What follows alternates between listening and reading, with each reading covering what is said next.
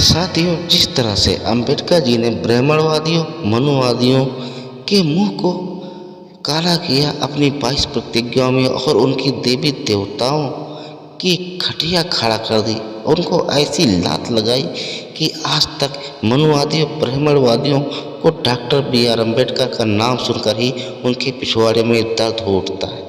तो लेकिन जब हम डॉक्टर बी.आर. अम्बेडकर की लिखी हुई पुस्तक भगवान बुद्ध और उसका धम्म पढ़ते हैं, तब उसमें भी ब्राह्मणवादी मनुवादी विचारधारा की बू आती है। आखिर इसका मुझे एक ही कारण समझ में आता है कि उस समय भगवान बुद्ध के बारे में प्राप्त सारे सबूतों के स्क्रिप्चर पढ़े नहीं जा सके थे। अगर पढ़े गए होते तो डॉक्टर बी.आर. अम्बेडकर जी को बहुत ही ठोस और बहुत ही अहम प्रमाण मिले होते और वो बहुत ही अपनी इस पुस्तक में बहुत ही सुधार कर चुके होते। ये पुस्तक भी मनुवादियों की जैसी नहीं होती। तो साथियों, वैसे मेरा नाम आर.के. अकेला और आप देख रहे हैं आप अपना यूट्यूब चैनल अनीति अर्थात अनीति का भंडाफोर। साथियों, आज किताबी सफ़र का चौथा अध्याय लेकर आया हूँ, जिसमें डॉक्टर बी.आर. अम्बेडकर के द्वारा लिखी पुस्तक भगवान बुद्ध और उसका धम्म पहले अध्याय का तीसरा भाग पढ़ने जा रहा हूँ, जिसमें डॉक्टर बी.आर. अम्बेडकर ने भगवान बुद्ध के जन्म के बारे में क्या लिखा है ये जानने की कोशिश करेंगे और वहाँ पर कहाँ पर मनुवादियों ब्राह्मणवादियों की बू आती है उसके बारे में भी चर्चा करेंगे। तो आप सभी से अनुरोध है कि हमारे चैनल पर लगातार बने रहें और हमारे यूट्यूब चैनल को अभी तक सब्सक्राइब नहीं किया हो तो सब्सक्राइब कर लें। तो आइए चलते हैं। सिद्धार्थ गौतम ने शुद्धोधन के घर में जन्म ग्रहण किया था और उनके जन्म की कथा इस प्रकार है।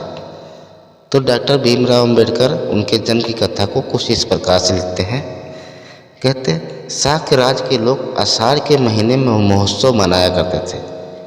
इस उत्सव में क्या राजा क्या प्रजा सभी सम्मिलित होते थे। तो मतलब आषाढ़ के महीने में मतलब शाक्य के लोग एक त्यौहार मनाते थे, उसमें राजा प्रजा सभी लोग सम्मिलित होते थे।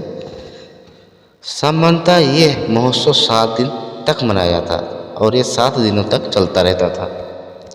एक बार महामाया ने इस उत्सव को बड़े ही आमोद प्रमोद के साथ, बड़ी ही शान शौकत के साथ, फूलों के साथ और सुगंधियों के साथ मनाने का निश्चय किया। हाँ, उसने सुरा मेरह आदि नशीली वस्तुओं का सर्वथा परित्याग था। तो दोस्तों, ये 7 दिन तक त्यौहार चलता था। इसमें नशीली वस्तुओं का जो है पूरी तरह से वर्जित था, मतलब पूरी तरह से रोक था। और इस त्यौहार को मनाने के लिए भगवान बुद्ध की माता ने बड़े ही शान शौकत और फूलों के साथ मनाने का मतलब निश्चय किया। 7वें दिन वो प्रातः काल उठी, मतलब 6 दिन बीत गए त्यौहार के, तो 7वें दिन वो प्रातः काल उठी, सुगंधित जल से स्नान किया, मतलब जल में अपना इत्र उत्र डाला, कुछ सुगंधित फूल डाला और उससे स्नान किया। 4 लाख कार्षणों का दान दिया और उसने 4 लाख पणों, उसमें पण बोलते थे, पण मतलब वही सिक्के होते, 4 लाख सिक्कों का दान दिया। बड़े से अच्छे गहने कपड़े पहने और अच्छे अच्छे गहने और कपड़े पहने, अच्छे अच्छे खाने खाए और अच्छे अच्छे खाने खाए, व्रत रखे। तदंतर खूब सजे सजाए शयनगार में सोने के लिए चली गई और बढ़िया सजा सजाया बिस्तर था, वहाँ सोने के लिए वो चली गई। उस रात शुद्धोधन और महामाया निकट हुए। महामाया ने गर्भ धारण किया। अपना शुद्धोधन और महामाया जो है अपना मिलन हुआ इनका दोनों का, और महामाया ने उसी दिन गर्भ धारण कर लिया। राजकीय शैया पर पड़े पड़े उसे नींद आ गई और वो अपने बिस्तर पे पड़े पड़े नींद आ गई। निंदाग्रस्त महामाया ने एक स्वप्न देखा और उन्होंने एक सपना देखा। क्या देखते हैं? उन्हें दिखाई दिया कि चतुर्दिश महाराजिक देवता उनकी शैया को उठा ले गए। उन्होंने उसे हिमवंत प्रदेश में एक साल वृक्ष के नीचे रख दिया। वह देवता पास खड़े थे। तो अब वो सपने में देख रही हैं कि उनकी चारपाई सहित कोई उनको हेमंत में उठा ले गए और साल के बीच के नीचे रख दिया और वो साथ पास में खड़े थे। तब चतुर्दिक महाराजिक देवताओं ने देवियाँ वहाँ आई और उन्हें उठाकर मानसरोवर ले गई। तब वो उनकी देवताओं की देवियाँ आई और उनको लेकर मानसरोवर चली गई। उन्होंने उसे स्नान कराया, स्वच्छ वस्त्र पहनाए और सुगंधियों का लेप किया और फूलों से ऐसा और इतना सजाया दिव्यात्मा का स्वागत कर सके।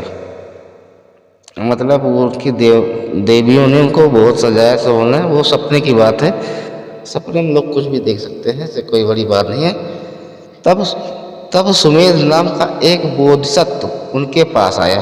अब वहाँ देखिए देवी देवताओं की बात हो रही है। अब उसमें उसी सपने में बोधिसत्व आते हैं।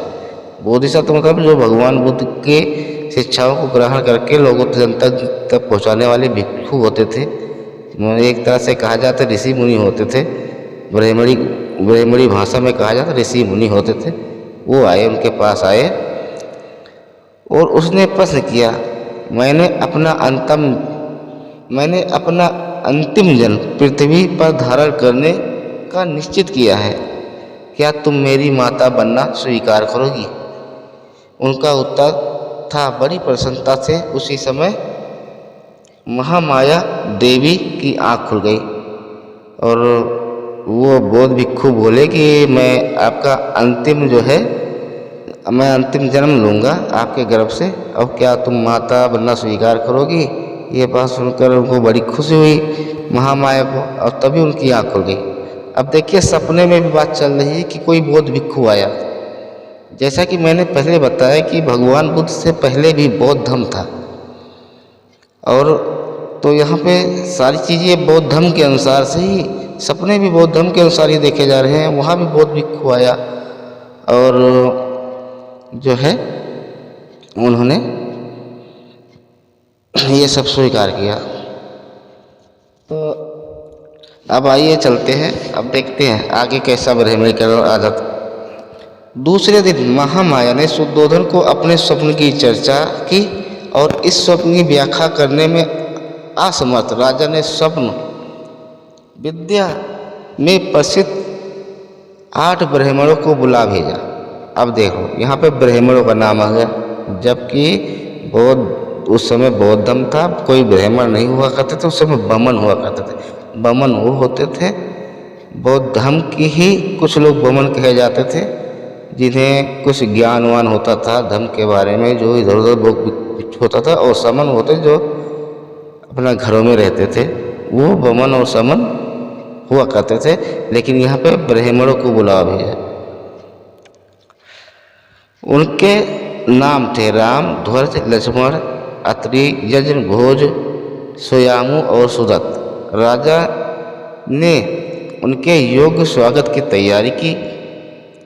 वो 7 ब्राह्मणों के नाम, बमनों के नाम जो यहाँ ब्राह्मण लिखा है वो बमन होना चाहिए दरअसल, और स्वागत करने की तैयारी की थी। उसने जमीन पर पुष्प स्पर्श करवाई और सम्मानित आसन बिछवाए। तो यहाँ ऋषि मुनियों की बड़ी धूमधाम से, बड़े ही आदर सत्कार से ऋषि मुनियों का स्वागत किया गया। दरअसल ये बौद्ध मुनि होते थे और ये बहुत मतलब स्वप्न के कुछ वो होते थे जो सपनों को अंदाजा लगाते थे, इस सपन का क्या अर्थ है, सपने के अर्थ समझने की कोशिश करते थे। वैसे ही बौद्ध भिक्षु, उसने ब्राह्मण के पात्र सोने चांदी से भर दिए और उन्हें घी, मधु, शक्कर, बढ़िया चावल तथा दूध से पके पकवानों को समर्पित किया। अब यहाँ पे जब ब्राह्मण है तो सोने चांदी दान दक्षिणा तो होगा ही। अब यहाँ पे लिख रहे हैं सोने चांदी से भर दिए और उन्हें घी, मधु, शक्कर, बढ़िया चावल, दूध से बने पकवान उनको खिलाए। जब ब्राह्मण खा पीकर प्रसन्न हुए, अब ब्राह्मण खाने पीने तो पसंद ही होता है, तो ब्राह्मण खा पी कर पसंद हो गए सुद्धोधन ने उन्हें महामाया का स्वप्न कह सुनाया और पूछे, मुझे इसका अर्थ बताओ। जब सुद्धोधन ने जो है उन्होंने महामाया के बारे में बताया ब्राह्मणों से, तो उसका अर्थ बताने के लिए कहा। ब्राह्मणों का उत्तर था, महाराज निश्चिंत रहें, आपके यहाँ एक पुत्र होगा। यदि वो घर में रहेगा तो चक्रवर्ती राजा होगा, यदि गृह त्याग कर सन्यासी होगा तो बुद्ध बनेगा, संसार से अंधकार का नाश करने वाला। तो वो जो है ब्राह्मण कहते हैं कि जो है महाराज निश्चित रहे, जो पुत्र होगा या तो घर में रहेगा तो चक्रवर्ती राजा बन जाएगा, लेकिन अगर वो घर त्याग कर देगा तो वो बुद्ध बनेगा और संसार से अंधकार का नाश करने वाला बनेगा। अब देखिए यहाँ पर कह रहे बुद्ध बनेगा। अगर ये ब्राह्मण होते ना तो ये खुद कहते, कोई ये कहते ना कोई ऋषि बनेगा, मुनि बनेगा, कोई ज्ञानी बनेगा या कोई धर्म को संस्थापक चलाने वाला बनेगा, लेकिन यहाँ पे कह रहे बुद्ध बनेगा, क्योंकि ये सारे जो सातों स्पष्ट इस बात से जाहिर होता है कि ये सात जो थे ये बौद्ध धर्म से के ही लोग थे और इन्होंने उनको बुद्ध बनने की ही सलाह दी और कि बुद्ध बनेगा की तरह महामाया बोधिसत्व के 10 महीने तक अपने गर्भ में धारण किए रहे। अब महामाया वो 10 महीने तक जो है धारण किए रहे, उनका गर्भ समय समीप आया। जान उसने अपने मायके जाने की इच्छा प्रकट की और अपने पति को संबोधित करके उसने कहा, मैं आपके अपने मायके देवदा जाना चाहती हूँ। वैसे दोस्तों उसमें जो ये परसों जब होता था तब ज़्यादातर स्त्रियाँ मायके ही जाया करती थी, तो ये भी मायके जाने के लिए इनका मन हुआ और अपने देवदा मायके के लिए जाने के लिए सुद्धोधन से स्वीकृति लेती है। सुद्धोधन का उत्तर था, तुम जानती हो कि तुम्हारी इच्छा की पूर्ति होगी। कहारों के कंधों पर ढोई जाने वाली सुनहरी पालकी में बिठा कर अनेक सेवकाओं के साथ सुद्धोधन ने महामाया को अपने मायके भिजवा दिया। अब सुद्धोधन जो है उनको स्वीकृति दे दी और कहार बुलाया, पालकी सजा सुजो के उसमें बैठा कर, उस समय पालकी होती थी या तो घोड़ा गाड़ी सब होते हैं, उस पालकी होती थी, तो पालकी में बैठा के कहारों से उनको भिजवा दिया। देवदाह के मार्ग में महामाया को साल वृक्षों का उद्यान वन से गुजरना था, जिसके कुछ वृक्ष पुष्पित कुछ अपुष्पित और वो लुम्बिनी वन कहलाता था। अब वो रास्ते में जा रहे थे, लुम्बिनी वन पड़ा, वहाँ साग के वृक्ष थे, साल के वृक्ष, बहुत सारे वृक्ष थे और उन्होंने सपने में देखा था साल वृक्ष के नीचे, उन्होंने साल वृक्ष देखा होगा तो याद आ गई होगी, तो उन्होंने वहाँ उनको अच्छा लगा और जो है कहारों को रोकने के लिए कह दिया। जिस समय पालकी लुम्बिनी वन से गुजर रही थी, सारा लुम्बिनी वन दिव्य चित्रलता की तरह अथवा किसी प्रतापी राजा को सुसज्जित बाजार जैसा प्रतीत होता था। मतलब जब वो जंगल से उस वन से गुजरी तो उनको बहुत ही अच्छा, बहुत ही मनमोहक जंगल लगा। जड़ से वृक्षों की शाखाओं को छोर तक फूलों से लदे थे, मतलब वो लदे थे। नाना रंग के भ्रमर गण गुंजन कर रहे थे, पंछी चहचहा रहे थे। अब ये उस वन की खूबसूरती लिखते हुए कहते हैं कि बढ़िया नीचे से ऊपर तक साग के फलों से लदे हुए थे, फूलों से लदे हुए थे, बड़ा सुगंधित, बहुत अच्छा वातावरण था। इस मनोरम दृश्य देखकर महामाया के मन में इच्छा उत्पन्न हुई कि कुछ समय वो क्रीड़ा करे। मतलब जब इतना सुंदर जगह देखी तो उन्होंने लगा कि कुछ देर यहाँ पे खेल कूद लिया जाए, मतलब इसका घूम फिर लिया जाए, फिर चलेंगे।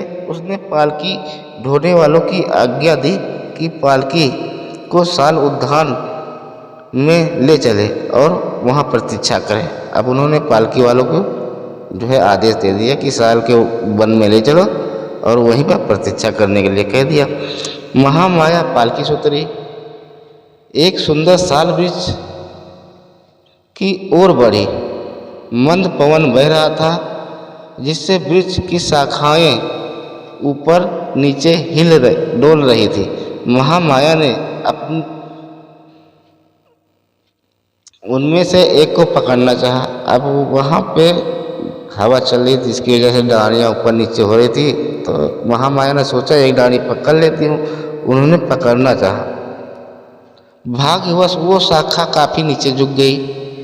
महामाया ने पंजों के बल खड़ी होकर उसे पकड़ लिया।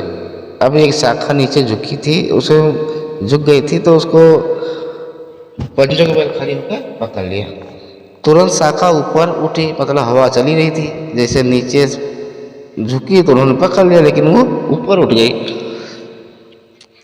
उनका हल्का सा झटका लगने से महामाया को परसों वेदना प्रारंभ हुई। मतलब जब झटका लग गया तो उनको परसों का दर्द होने लगा, मतलब जिसे दर्द कहते दर्द होने लगा। उस साल वृक्ष की शाखा पकड़े खड़े महामाया ने एक पुत्र को जन्म दे दिया। अब वहीं पे जो है महामाया ने एक पुत्र को जन्म दे दिया, वहीं पीड़ा हुई, वहीं पे जन्म। 563 ईसा पूर्व वैशाख पूर्णिमा के दिन बालक ने जन्म ग्रहण किया।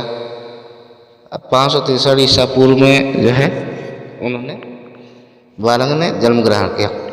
शुद्धोधन और महामाया का विवाह हुए बहुत समय बीत गया था, लेकिन उन्हें कोई संतान न हुई थी। आखिर जब पुत्र लाभ हुआ तो केवल शुद्धोधन और उसके परिवार द्वारा, बल्कि शाक्यों द्वारा पुत्र जन्मोत्सव की बड़ी शान बान और बड़े ही ठाट बाट से अत्यंत प्रसन्नतापूर्वक मनाया गया। अब जब उनको पुत्र हुआ तो बहुत ही खुशी हुई, बहुत ही प्रसन्नतापूर्वक उसके जन्म का मतलब जन्मोत्सव मनाया गया, जिसे बर्थडे अब मनाते हैं लोग। बालक के जन्म के समय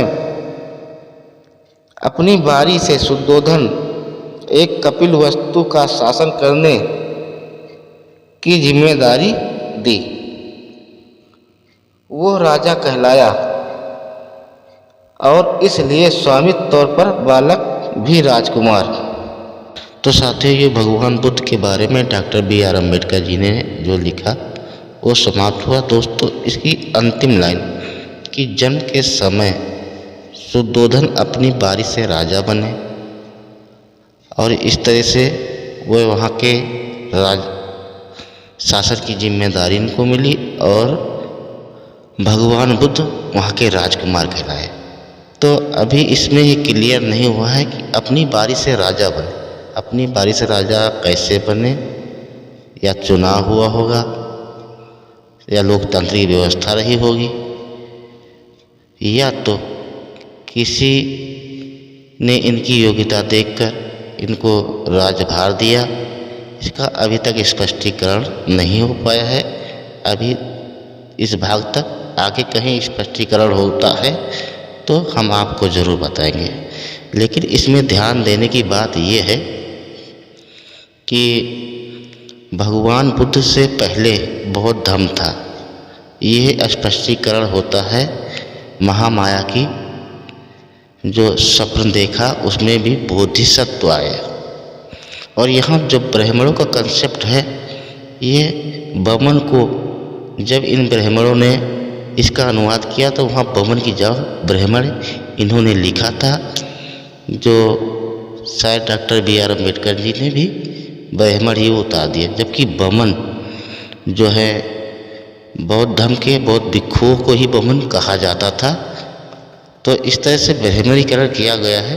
तो दोस्तों हमारे YouTube चैनल पर लगातार बने रहें और आने वाला अगला चैप्टर बहुत ही जल्द लेके आऊँगा।